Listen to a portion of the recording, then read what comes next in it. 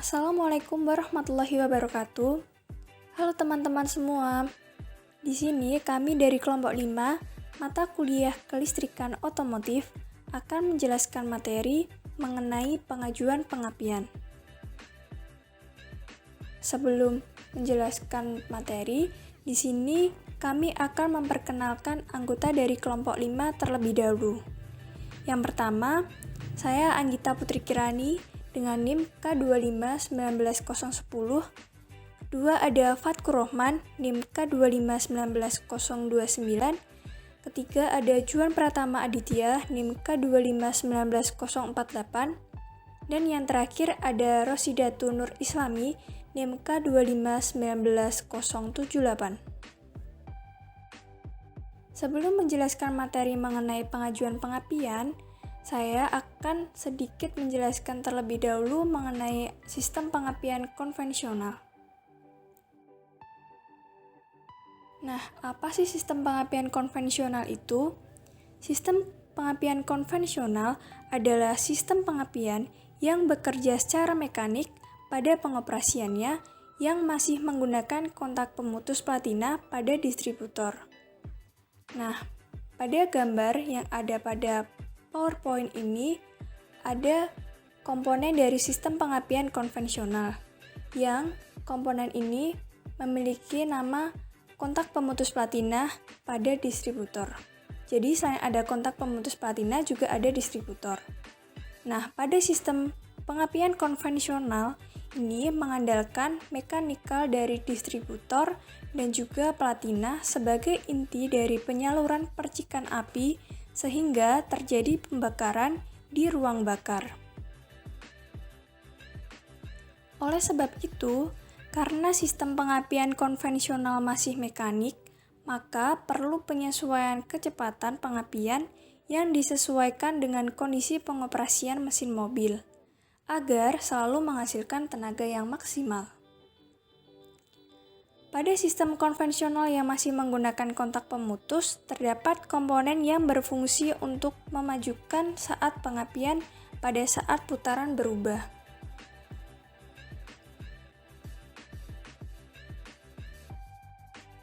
Nah, selanjutnya langsung saja kita akan membahas mengenai materi dari pengajuan pengapian. Nah, di sini awalnya saya akan membahas mengenai prinsip pengajuan pengapian. Hal apa sih yang mendasari mengapa perlu adanya suatu pengajuan pengapian? Karena kondisi mesin berbeda-beda saat kendaraan berjalan seperti saat melalui medan yang menanjak, kemudian saat membawa beban yang berat, dan juga bisa dengan saat kendaraan berjalan kencang. Maka dengan berbagai kondisi mesin tersebut, maka campuran udara dan juga bahan bakar akan berbeda pula. Nah, contohnya begini, kasus yang pertama.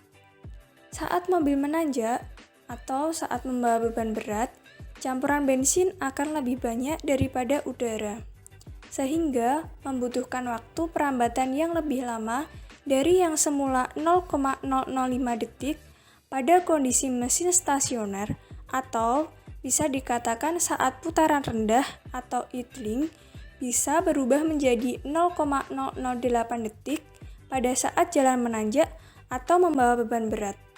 Sehingga butuh alat pemaju saat pengapian agar saat campuran bahan bakar dan bensin akan seluruhnya meledak pada 10 derajat setelah TMA atau titik mati atas. Kemudian contoh yang kedua, saat mesin berputar dengan kecepatan yang tinggi, maka putaran mesin akan tinggi pula. Dan saat pengapian harus dimajukan, sehingga campuran bahan bakar dan udara akan tetap meledak pada titik 10 derajat setelah TMA. Dan mesin akan tetap menghasilkan tenaga yang besar. Mari kita lanjutkan mengenai prinsip pengajuan pengapian. Mengapa perlu adanya pengajuan pengapian? Saat pengapian atau ignition timing pada suatu motor bensin adalah saat di mana busi memercikan bunga api dengan tepat pada akhir langkah kompresi untuk memulai pembakaran di dalam ruang bakar. Pembakaran pada motor bensin diawali dengan percikan bunga api pada busi sekitar 10 derajat menjelang titik mati atas pada akhir langkah kompresi. Pembakaran dimulai pada titik 2 dengan mulai terjadinya perambatan api dan pembakaran maksimum terjadi di sekitar 10 derajat setelah titik mati atas. Proses pembakaran di dalam ruang bakar membutuhkan waktu yang relatif konstan baik pada putaran lambat maupun tinggi. Oleh karena itu, pada putaran tinggi saat pengapian harus dimajukan untuk memenuhi waktu pembakaran sehingga tekanan maksimum pembakaran tetap berada sekitar 10 derajat setelah titik mati atas baik pada putaran rendah maupun tinggi. Selanjutnya kita akan membahas komponen sistem pengajuan pengapian. Apa saja komponen sistem pengajuan pengapian? Ada dua. Yang pertama ada governor advance, kemudian yang kedua ada vacuum advance. Yang pertama ada governor advance. Governor advance adalah komponen yang memajukan saat pengapian sesuai dengan besarnya kecepatan mesin. Komponen-komponen pada governor advance akan merubah sudut pengapian menjadi lebih maju pada saat putaran mesin tinggi. Komponennya bisa dilihat pada gambar, kita lihat dari atas. Ada grease stopper, screw, cam, spring, kemudian spring support point, governor wake, kemudian di bawahnya ada guide pin, terus ada wake support pin, kemudian ada poros distributor. Selanjutnya kita bahas cara kerja dari governor advance. Yang pertama, pada saat mesin berputar pada putaran tinggi, maka flywheel akan mengembang berdasarkan gaya sentrifugal akibat dari kecepatan berputarnya as distributor. Pada saat flywheel mengembang, akan mendorong cam plate untuk bergeser beberapa derajat mendahului as distributor. Akibatnya, cam lobe akan terbawa bergeser dan menyebabkan timing pembukaan platina menjadi maju. Selanjutnya, agar lebih paham mengenai cara kerja governor advance, kita akan melihat dari beberapa posisi putaran. Yang pertama ada putaran rendah. Pada saat putaran rendah, tidak terjadi pemajuan timing pengapian karena poros distributor dan poros rotor masih berhimpit. Bisa dilihat seperti gambar di samping.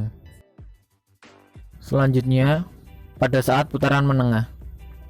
Pada saat putaran menengah, terjadi pemajuan timing pengapian beberapa derajat karena poros distributor berputar searah jarum jam akibat tertekan centrifugal wake, sehingga pengapian akan terjadi lebih awal jika dibandingkan saat governor advance bekerja.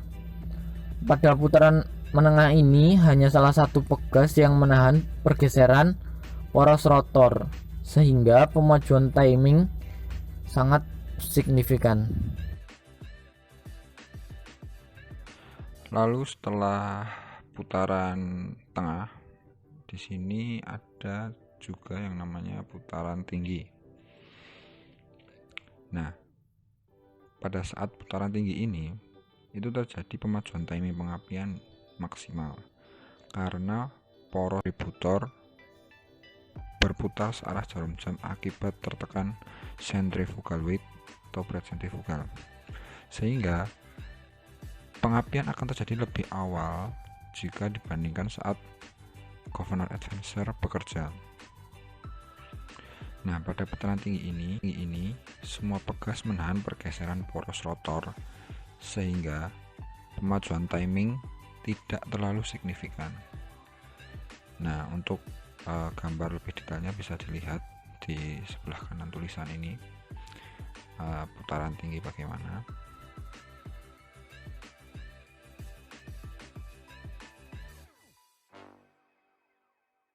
Ada juga kurva dari governor advancer itu sendiri. Nah, dari gambar tersebut bisa dijelaskan semakin tinggi putaran, maka semakin besar advance-nya.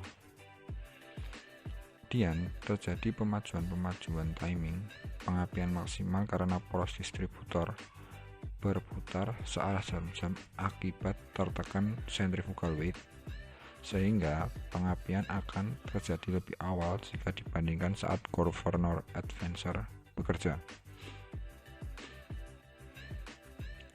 Pada putaran tinggi ini, semua pegas menahan pergeseran poros rotor sehingga pemajuan timing tidak terlalu signifikan. Lalu yang kedua ada namanya vacuum advancer. Nah, vacuum advancer ini memiliki pengertian komponen yang memajukan saat pengapian sesuai dengan besarnya beban mesin. Nah, bisa dilihat di sebelah kanan penjelasan pada gambar, itu adalah vacuum advancer, yaitu ada beberapa bagiannya seperti advance port, throttle valve, lalu ada diaphragm. Nah, pada ketika beban rendah atau menengah, maka kecepatan pembakaran rendah lantaran adonan udara dan materi bakar kurus. Akibatnya pembakaran adonan udara dan materi bakar menjadi lambat. Nah, agar tekanan pembakaran itu maksimum didapat pada 10 derajat setelah TMMA, maka timing pengapian harus dimajukan. Nah, lalu bagaimana sih cara kerja vacuum advancer? Nah, cara kerja vacuum advancer itu yang pertama dihubungkan ke jalan masuk. Jadi vacuum advancer itu dihubungkan ke jalan masuk atau di intake manifold, sehingga apabila tiba-tiba terjadi kevakuuman secara signifikan, maka diafragma spring akan tertarik. Lalu tertariknya diafragma akan menarik advancer rod yang terhubung di cam plat platina. Akibatnya sudut pembukuan jadi maju menyesuaikan kondisi mesin. Nah, untuk gambarnya bisa dilihat, itu ada yang atas adalah before advancement, yang bawah during advancement.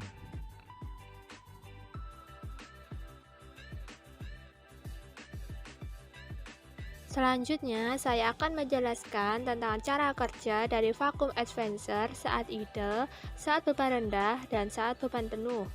Yang pertama, vacuum advancer saat idle. Pada saat katup throttle gas terbuka penuh, maka kevakuuman di bawah katup throttle gas menjadi rendah, dan juga pada saat posisi idle, saluran vacuum advance tertutup sehingga membran atau diafragma tidak akan tertarik. Tekanan vakum tidak dapat menarik membran berikut pull rod, sehingga plat dudukan platina juga tidak bergerak. Pada posisi ini, kevakuuman manifold belum terhubung dengan vacuum advancer, sehingga vacuum advancer tidak bekerja atau tidak terjadi pemajuan timing. Yang kedua, vacuum advancer saat beban rendah. Kevakuuman telah mencapai darah saluran vacuum advance sehingga membran atau diafragma akan tertarik oleh kevakuuman ini. Oleh karena itu, vacuum advancer akan bekerja. Tekanan vakum dapat menarik membran pull rod, akibatnya plat dudukan platina ikut bergerak. Bergeraknya plat dudukan platina akan menggeser posisi timing atau waktu pengapian. Disinilah waktu pengapian dimajukan oleh vacuum advancer. Saat beban rendah atau bukaan katup gas kecil, maka kevakuuman intake manifold akan menarik vacuum advancer sehingga terjadi pemajuan timing pengapian. Yang ketiga, vacuum advancer saat beban penuh. Saat katup throttle gas dibuka penuh, maka kevakuuman akan menjadi kecil atau rendah, sehingga kevakuuman ini tidak akan mampu menarik membran dan diafragma. Karena itu, vacuum advancer tidak bekerja. Dan penuh, maka kevakuuman intake manifold yang menuju vacuum advancer rendah. sehingga vakum advancer kembali ke posisi semula atau timing pengapian mundur. Selanjutnya, kurva vakum advancer. Dari gambar tersebut dapat diartikan apabila kevakuman intake manifold yang menuju vakum advancer semakin besar, maka besar sudut distribusi advance-nya semakin tinggi atau besar pula. Demikianlah presentasi dari kelompok 5 kelistrikan otomotif mengenai pengajuan pengapian. Apabila terdapat salah kata atau ucap, kami mohon maaf. Sampai bertemu di pertemuan selanjutnya. Semoga bermanfaat. Tetap semangat, jaga kesehatan, dan selamat menjalankan ibadah puasa. Terima kasih. Wassalamualaikum warahmatullahi wabarakatuh.